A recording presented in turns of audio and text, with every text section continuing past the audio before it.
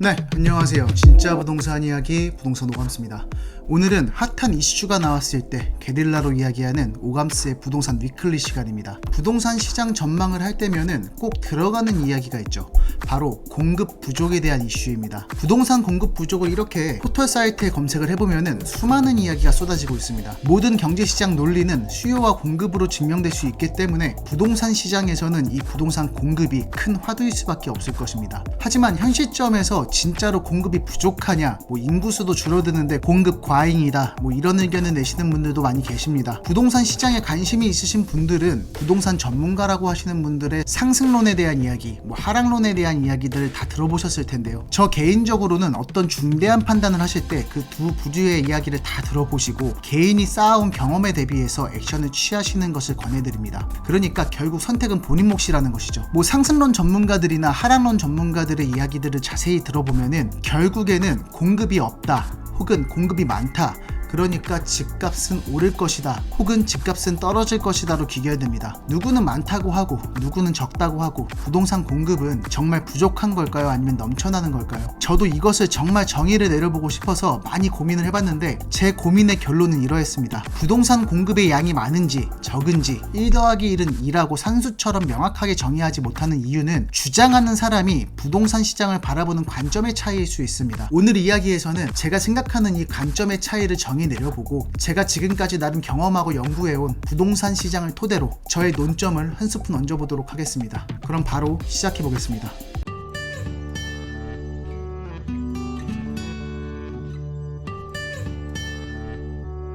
결론부터 말씀드리자면은 부동산 공급의 양이 부족인지 과잉인지 주장하는 사람마다 해석이 다르고 명확하게 정의를 내리지 못하는 그 관점의 차이는 부동산, 즉 집을 사람이 사는 집으로 보는 것이 먼저냐 투자처로 보는 것이 먼저냐에 따라서 공급의 정의가 달라질 수 있다고 보고 있습니다. 말씀드린 대로 부동산은 두 가지로 가치를 볼 수 있겠죠. 제가 많은 분들과 부동산 상담을 하면서 부동산을 매수하려는 이유를 물어보면은 100이면 100 실거주 겸 투자라고 이야기들을 하십니다. 부동산을 매수하기 위해서는 그 실거주와 투자 두 가지 가치를 다 고려를 해야겠죠. 하지만 이 두 가지 가치의 선후관계의 차이로 해석이 갈리게 된다는 것입니다. 집을 온전히 집으로 보는 것이 먼저라면 공급이 부족할 것이고 집을 주식이나 코인과 같은 투자처럼 먼저 본다면 공급이 과잉됐다고 볼 수도 있습니다.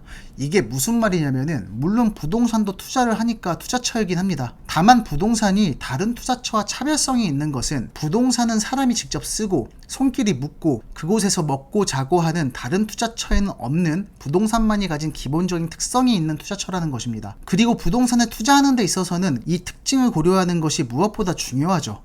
저는 이러한 부분을 가장 중요하게 생각하고 있어서 그래서 오감으로 부동산을 느껴보자 해가지고 제가 부동산 오감 쓰인 것이죠.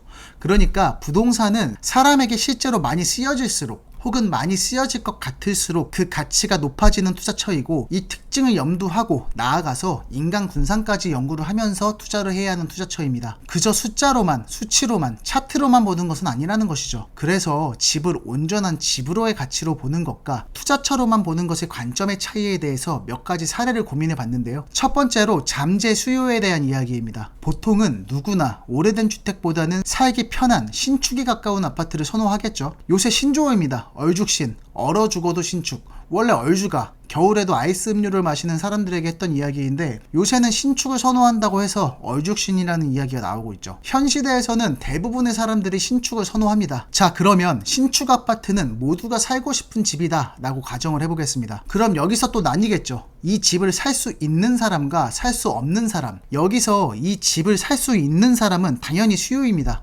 하지만 여기서 이 집을 살 수 없는 사람, 이 사람군을 수요로 보느냐 그저 의미 없는 숫자로 보느냐에 따라서 공급이 부족하냐 공급이 과잉이냐로 정리해 볼 수 있다는 것입니다. 여러분은 어떻게 생각하시나요? 저는 신축 아파트를 선호하지만 아직 경제적 여건이 안 돼서 살 수 없는 사람도 부동산 시장을 움직이는 아주 중요한 잠재 수요라고 정의합니다. 모든 사람들이 가진 자산은 당연히 다 다르겠죠. 예를 들어서 가용자금이 1억부터 10억까지 있는 사람들 모두가 신축 아파트를 선호한다고 가정해 보자고요. 만약에 신축 아파트가 8억이다 라고 했을 때 가용자금이 8억부터 10억까지 있는 사람들은 일반적인 수요가 되겠죠. 여기서 우리가 생각을 더 해봐야 할 것은 부동산은 수요와 공급이라는 아주 기본적인 경제적 논리에 따라서 큰 폭으로 움직이지만 부동산은 특히 아파트는 안에 들어가는 자재들이 많은 만큼 고가의 경제적 복합 자산이기 때문에 대내외적인 경제적 상황이나 국제 정세, 금리의 변동, PF 사업 분위기, 자재값 상승과 같은 외부 변수에 따라서도 좌지우지가 되기도 합니다. 그래서 얼마 전과 같은 하락장이 왔을 때 1억부터 7억까지 가용할 수 있는 사람들 중에서도 잠재 수요가 수요로 변하게 되는 분들이 있었겠죠. 8억짜리 신축 아파트가 7억이 된다면 7억을 가용할 수 있는 사람들이 수요로 바뀌게 된다는 것입니다.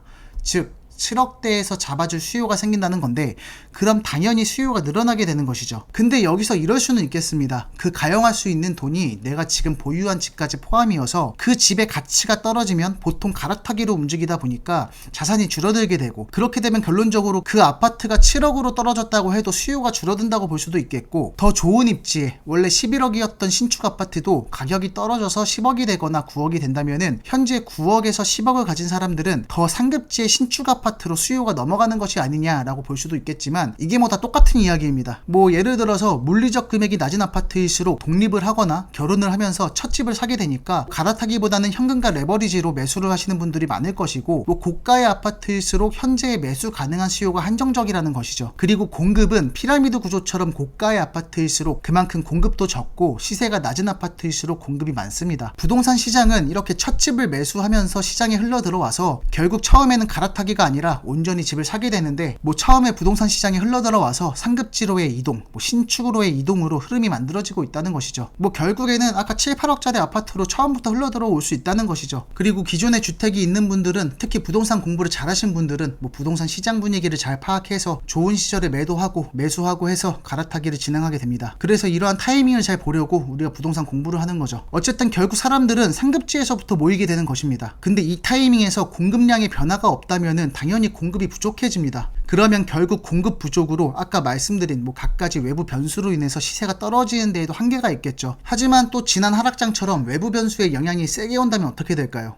금리와 자재값 상승, 부실 PF, 부동산 시장의 각종 악재가 뒤섞여서 아까 8억이었던 신축 아파트가 4, 5억대까지 떨어졌다고 한다면은, 그래서 부동산 거래가 절벽이 된다면 사람들이 신축 아파트에 살기 싫어진 걸까요? 아니죠. 살고 싶은 갈망은 그대로 있을 것이고 부동산 매수 심리가 얼어붙은 것입니다. 말씀드린 각종 변수들로 인해서 부동산 시장 분위기가 안 좋고 언론에서도 집값 대폭락 중이라고 이야기를 쏟아내니까 매수 심리가 얼어붙은 거지, 본질적으로 신축 아파트에 살기 싫어지는 것은 아닐 겁니다. 이러한 하락장에서 시장을 보실 때 유심히 보셔야 하는 것은 거래가 되는 곳입니다. 그 불안한 대폭락장에서도 아파트 거래가 되는 곳은 그만큼 수요가 있는 곳이다, 불안함을 뒤로하고 거주하거나 투자적 가치가 있는 곳이다 라고 생각을 할 수 있다는 거죠. 송파구 잠실의 거래를 보면 쉽게 알 수 있습니다. 과거 하락장에서 떨어지면 떨어지는 대로 거래가 됐죠. 그래서 잠실 대폭락이 왔다라고 부동산은 끝났다면서 이야기가 많았었는데, 과거 대폭락장 때 22년쯤 기사들을 보면은 다 잠실 집값 떨어졌다는 이야기뿐입니다. 그리고 잠실은 토지거래 허가구역이기 때문에 갭 투자가 불가능하고 오로지 실거주를 하는 사람들만 매수를 했죠. 거주 목적의 투자가 많았다는 것입니다. 그 당시 내가 사는 곳은 잠실이 아니라면서 우리 동네는 떨어졌다는 이야기가 없다면서 좋아할 게 아니라는 것이죠. 생각의 흐름을 대폭락장에서도 잠실이니까 거래가 된 것이고, 타 지역은 거래 자체가 없는 거래 절벽이었다라고 생각을 해야 한다는 것입니다. 뉴스 기사에서 잠실 대폭락이라고 하는 근거가 실거래가인데, 그 매수 심리가 얼어붙은 그때에도 거래가 나왔다는 것이 중요하다는 것입니다.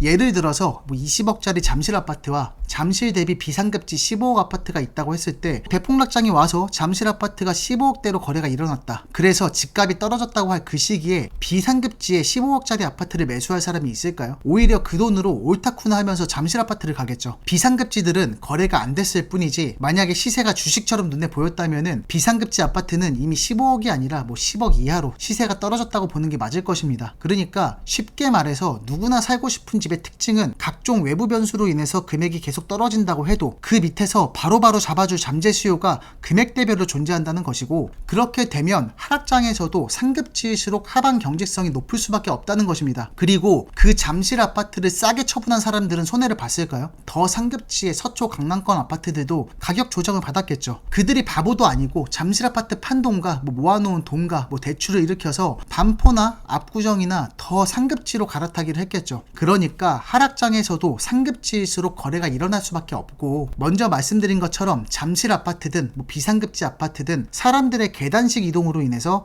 잠재 수요는 어디에나 존재한다는 것입니다. 그리고 하락장이 지나서 시장 분위기와 매수 심리가 전환되면은 상급지일수록 회복이 또 엄청나게 빠르죠. 현 시점 잠실 아파트 거래를 찾아보면은 이미 전고점을 갱신했고 신고가를 쓰고 있습니다. 불과 얼마 전까지만 해도 아까 2022년도에 그렇게 대폭락이라고 하면서 거래가 됐었는데 불과 2년이 안 되는 시간 만에 다시 전고점을 돌파한다는 것은 저 사람들이 왜 저렇게 거래하지? 라고 의문을 가질 게 아니라는 것입니다. 말씀드린 대로 주택 거래의 대부분은 갈아타기겠죠. 부동산 분위기가 반전되고 지금까지 안 팔렸던 내 집이 팔려서 계속 눈여겨봤던 잠실로 이동을 하는 것이죠. 살고 싶었던 집으로 가는 것입니다. 아까 잠실 아파트 같은 경우는 집값이 떨어졌을 때 팔고 이동을 했죠. 하락장에서도 팔리고, 즉 잠실 정도 되는 황금성이 좋은 아파트니까 팔고 상급지로의 이동이 비교적 수월했고, 하락장에서도 팔리지 않는 비상급지 아파트들은 시장 반전과 함께 보유한 집을 팔고 상급지 이동을 하는 거죠. 다른 점이 있다면은 싸게 팔고 싸게 사는 것과 비싸게 팔고 비싸게 사는 것이라고 볼 수 있습니다. 그래서 비교적 상급지로 불리우는 잠실이 하락장에서도 팔리고 상승장에서는 시세를 회복하는 이유라고 볼 수 있습니다. 그럼 다시 한번 고민을 해보죠. 대단지 신축 아파트, 즉 누구나 살고 싶은 집을 사지 못하는 사람들은 수요가 아닐까요? 그들은 집값 변동에 영향을 주는 사람들이기 때문에 당연히 수요입니다. 하지만 당장 현재 상황에서는 영향을 주지 못하기 때문에 언제든 나의 매수 가시권에 들어온다면은 매수를 해서 그 부동산 시세에 영향을 줄 수 있는 잠재 수요라는 것이죠. 그냥 지금 단순하게 당장 집을 살 수 있는 사람들만 수요로 보고 주식처럼 차트들만 본다면은 우리는 이 부동산 시장을 1차원적으로밖에 볼 수 없습니다. 외부 변수로 대출 금리가 낮아지거나 LTV, DSR 등 대출 규제가 완화되거나 비트코인이나 주식장이 좋아지든 임금이 높아져서 저축량이 많아지는 등 자기 자본이 생긴다면은 언제든 신축 아파트로 이동할 수 있는 수요는 증가할 수 있고, 그렇다는 것은 부동산 시세에 영향을 줄 수 있다는 것이죠. 그래서 저는 이것을 분명한 수요로 보는 것이 타당하다고 보고 있습니다. 다시 처음으로 돌아와서 그렇게 잠재 수요를 인정하고 정의한다면은 공급은 부족일까요? 아니면 과잉일까요? 자, 여러분 여기서 눈치채셨나요?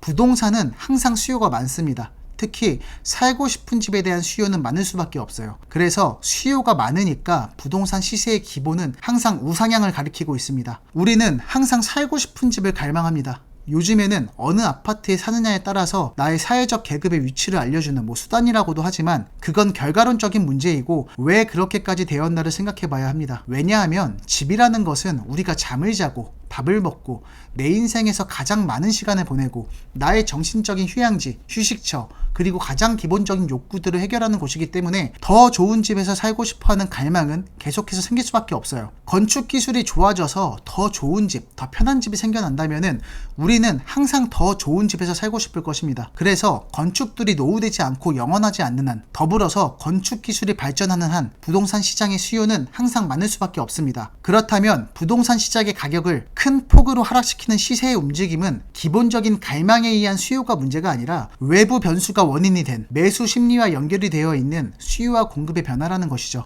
그러니까 기본적으로 좋은 집에 살고 싶어 하지만 부동산 시장이 흉흉한 분위기, 금리가 높아졌다든지 대출을 규제한다든지, 즉 외부 변수로 인해서 지금 집 사면 안 된다는 매수 심리 등으로 그 기본적인 갈망을 누르는 것입니다. 참는 거예요. 그러니까 눌려있다는 것은, 참는다는 것은 언젠간 터지겠죠. 부동산 투자자라면은 이 변곡점을 읽을 줄 알아야 합니다. 이 이야기를 조금 더 파고들어 보자면은 제가 이야기한 대로라면은 누구나 살고 싶은 집의 주택 공급은 늘 모자르다고 볼 수 있겠죠. 제가 집을 온전한 집으로의 가치로 보는 것과 투자로만 보는 것의 관점의 차이로 부동산 공급이 부족하냐 과잉이냐를 정의할 수 있다고 말씀드렸는데, 첫 번째는 잠재 수요에 대한 이야기라고 말씀드렸고, 두 번째를 이어서 말씀드리자면은 두 번째는 사람들이 원하는 집의 상향 평준화에 대한 이야기입니다. 주거 환경이 기술적으로 발전하는 만큼 살고 싶은 집의 취향은 점점 더 높게 변화한다는 것입니다. 요즘 지어지는 대단지 아파트의 경우에 단순히 주거시설이 아니라 단지 내에 각종 상업시설과 커뮤니티 시설이 들어가 있고 아침, 점심, 저녁밥까지 주고 선거철에는 아파트 내부에 투표소가 마련될 만큼 대단지 신축 아파트라는 것은 이제는 아파트라는 의미를 넘어서 하나의 마을의 성격을 띠게 됩니다. 그러니까 당연히 현재 시대에서는 모든 것이 편리한 대단지 신축 아파트를 선호하겠죠. 예전 90년대에는 지하 지하 주차장이 있고 주차장에서 바로 내 집 문 앞으로 올라오는 엘리베이터가 있는 그 계단식 우유팩 아파트만으로도 환호성을 질렀지만 이제는 그 90년대 우유팩 아파트마저도 사람들이 살고 싶어하는 집의 경계에서 점점 멀어지고 있다는 것입니다. 반포동 설해마을의 고급 빌라는 과거에 연예인들이 많이 거주할 만큼 누구나 살고 싶은 동네였지만 현재는 거래도 잘 되지 않는다고 하죠. 투자적인 관점에서 보았을 때 설해마을 빌라와 인근 아파트의 상승폭이 확연히 달랐기 때문인 것도 있지만 아무리 고급 빌라여도 요즘 지어지는 신축 아파트와 삶의 질이 차이가 나는 탓이기도 하겠죠. 물론 고급 빌라가 삶의 질이 나쁘다는 것이 아닙니다. 나름대로 프라이빗하고 단독주택을 쓰는 것처럼 고급 빌라만의 장점이 있죠. 하지만 신축 아파트에서의 거주 환경이 거의 호텔 수준으로 바뀌다 보니까 신축 아파트의 수요가 점점 늘어나는 것이죠. 이것은 공급 수량의 문제를 넘어서 기술의 문제일 수 있습니다. 내가 지금 신축 아파트에 살고 싶어서 매수해서 들어가서 산다고 해도 한 10년 살고 있으면은 더 진보된 아파트 기술로 인해서 신축 아파트에서 살고 싶다는 갈망은 같을 수 있다는 것이죠. 얼마 전에 잠실의 어떤 아파트도 신축이라고 하기에는 어려운, 이제는 지은 지 이미 10년 이상 되었다 보니까 노후화가 돼서 커뮤니티 시설만 리모델링 한다고 하죠.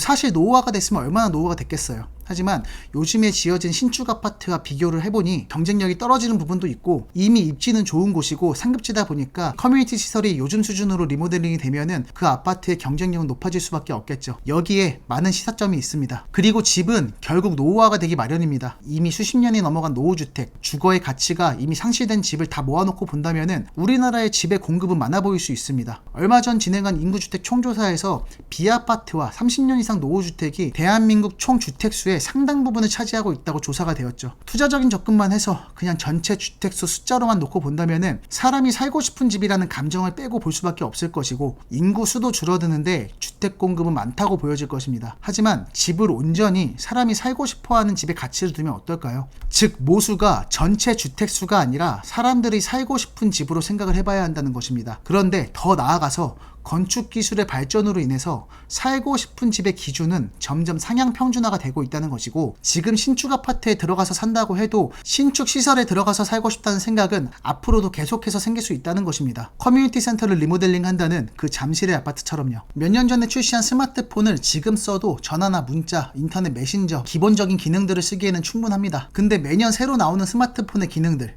카메라 화소도 그렇고 속도도 그렇고 용량도 그렇고 게임을 하시는 분들은 새로 출시하는 고사양 게임에 구동이 되는지, 그리고 이제 반으로 접히기까지 하고 4번 접는 것도 나올 거라고 하죠. 고가의 스마트폰 신제품은 계속해서 나오는데 매년 잘 팔리고 있습니다. 오래되고 노후돼서 그 기본적인 기능도 못한다면은 그 집으로서의 가치는 다 있을 수도 있지만 어느 정도 오래된 집들은 먹고 자고 하는데 불편함이 없고 집으로서의 기본적인 기능들은 아직 잘 남아 있습니다. 하지만 신축 아파트들은 먼저 말씀드린 대로 헬스장, 수영장, 골프장, 영화관 등을 넘어서 혁신을 거듭하고 있습니다. 그래서 얼죽신이란 이야기가 나올 만큼 인기가 치솟고 있죠. 이렇게 핸드폰과 집은 매년 상향 평준화가 되고 있습니다. 옛날 거를 써도 기본적인 기능은 아직 훌륭하지만 그래도 새로 나온 게 인기가 많죠. 그래서 건축 기술의 발전으로 인해서 우리가 살고 싶은 집의 기준은 점점 상향 평준화가 될 것입니다. 물론 부동산 공급이 가행이다 라고 이야기하시는 분들도 이런 점들은 고민을 하시고 이야기를 하실 것입니다. 그래서 결론적으로 제가 이야기하고 싶은 것은 모수를 노후된 주택과 전체 주택수가 아닌 살고 싶은 집이라고 한다면은 점점 살고 싶은 집이 상향 평준화가 되고 있는 이 시점에서 그 살고 싶은 집의 기준을 어디까지로 보고 있나, 그 기준에 따라서 주택의 공급이 부족한지 과잉인지 정의할 수 있을 것입니다. 물론 집을 선택하는 데는 건물 신축이나 연식과는 다른 가치도 존재합니다. 그리고 그 가치는 그 사람의 라이프 스타일에 맞춰지기 때문에 굉장히 주관적이죠. 그래서 사람마다 살고 싶은 집의 높낮이 기준은 다를 수 있습니다.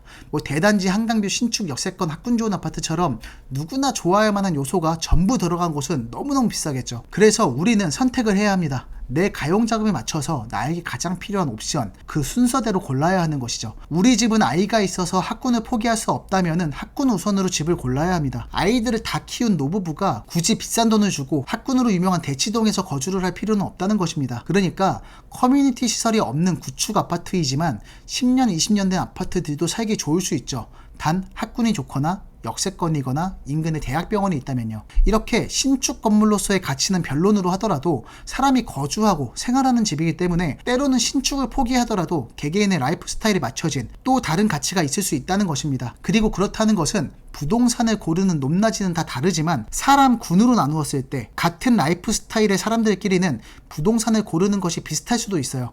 그래서 부동산을 고르는 것은 주관적이지만 같은 사람군끼리는 객관적일 수도 있습니다. 자, 여기서 중간 정리를 한번 해보자면은 제가 집을 그 온전한 집으로의 가치를 보는 것과 그 투자처로만 보는 것과의 관점의 차이로 부동산 공급이 부족하냐 과잉이냐를 정의할 수 있다고 말씀드렸는데, 그 첫 번째는 잠재 수요에 대한 이야기라고 말씀드렸고, 두 번째는 사람들이 원하는 집의 상향 평준화에 대한 이야기라고 말씀드렸는데, 마지막 세 번째는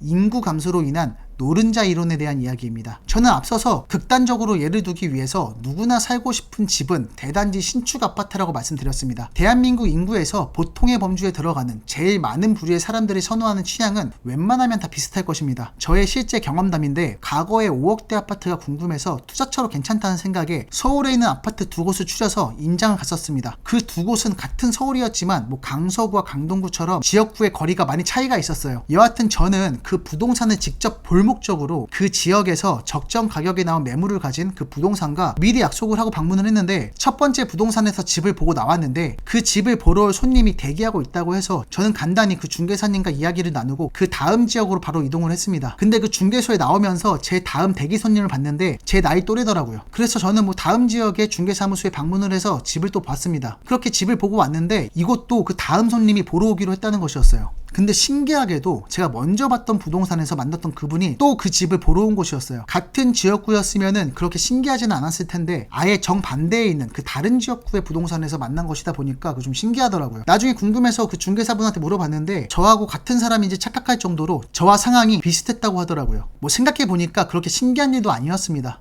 나와 비슷한 경제적 수준과 부동산 지식을 가진 사람들도 분명 많을 텐데, 그런 사람이 저와 같은 시기에 부동산 매수를 하고자 한다면은 이렇게 손품을 팔면서 소팅되는 아파트가 비슷할 수도 있겠다라는 것을 이때 깨달았습니다. 사람은 누구나 지금보다 더 나은 삶을 원합니다. 지금보다 조금 더 나아지든 많이 나아지든 더 나에게 맞는 나의 라이프 스타일에 맞는 집으로의 이동은 계속 진행이 됩니다. 그래서 내가 지금 어떤 집에 거주를 할지라도 비상급지에서 상급지에 이동이 있는 한 어느 지역이든 어떤 집이든 수요가 있다는 것이고, 누가 봐도 객관적인 상급지의 요소가 많은 부동산일수록 수요는 많을 수밖에 없겠죠. 그러니까 보통 내가 살기 편한 집은 너도 살기 편하고 우리 모두 살기 편한 집일 수 있다는 것입니다. 사람 군을 그룹핑을 해보자면은 1인 가구, 신혼부부 가구, 맞벌이 가구, 아이를 가진 가구, 노부부 가구, 이런 사람군의 그룹핑마다 원하는 것이 겹칠 수 있습니다. 인간은 사회적 동물입니다. 나 혼자 동떨어진 곳에 거주하진 않겠죠. 극단적으로 인구가 소멸하게 된다면은 도시들이 소멸하게 될 것이고, 그 도시의 기본적인 편의시설이 먼저 없어지게 됩니다. 그럼 남은 사람들은 편의시설이 있는 곳으로 점점 모일 수밖에 없습니다. 대형마트가 없어지고 학교가 폐교되고 병원까지 없어지면 당연히 대도시로의 결집이 더 심화됩니다. 하지만 반대로 어떤 지역에 아이가 없어서 학교가 폐교가 되지만 거꾸로 말하면 폐교가 되니까 그곳에는 앞으로 아이는 살 수 없게 됩니다. 그래서 한 명, 두 명 점점 수도권이나 대도시로 모여들게 되겠죠. 정리를 해보자면은 인구가 감소를 하면서 점점 노른자로 모여드는 것입니다. 그렇게 가장 살기 좋은 곳부터 빈자리가 차곡차곡 채워지는 것이죠. 지방에 사는 아이의 엄마는 지방의 학교가 폐교돼서 지방 대도시로 옮기고자 합니다. 그런데 아까 말씀드린 것처럼 외부 변수로 부동산 가격이 조정받을 때 기회다 싶어서 지방 대도시로 옮기겠죠. 그러면은 지방 대도시에 사는 아이의 엄마는 부동산 가격이 조정을 받을 때 대형 병원이 가까운 수도권으로 진입을 해보자 하면서 옮기게 됩니다. 수도권에 거주하는 아이의 엄마는 부동산 가격이 조정받은 이번 기회에 서울 외곽이라도 한번 들어가 보자 하게 되고, 서울 외곽에 사는 아이의 엄마는 이왕이면 학원가가 많고 학군 좋은 곳으로 이번 기회에 마용성, 좀 더 무리해서 강남 상구까지 들어가 보자가 되는 것이고, 강남 상구에 있는 아이의 엄마들은 강남 중에서도 핵심지로 이동해보자, 이렇게 점점 상급지로의 이동, 즉 노른자로의 이동이 진행되는 거죠. 그래서 이런 현상이 나타날수록 부동산 특성상 제한적이고 공법상 물리적인 공급이 한정되어 있기 때문에 수요가 많은 지역부터 시세의 키다리가 맞춰질 것입니다. 전국적으로 보자면은 인구가 감소하면 당연히 집은 남습니다.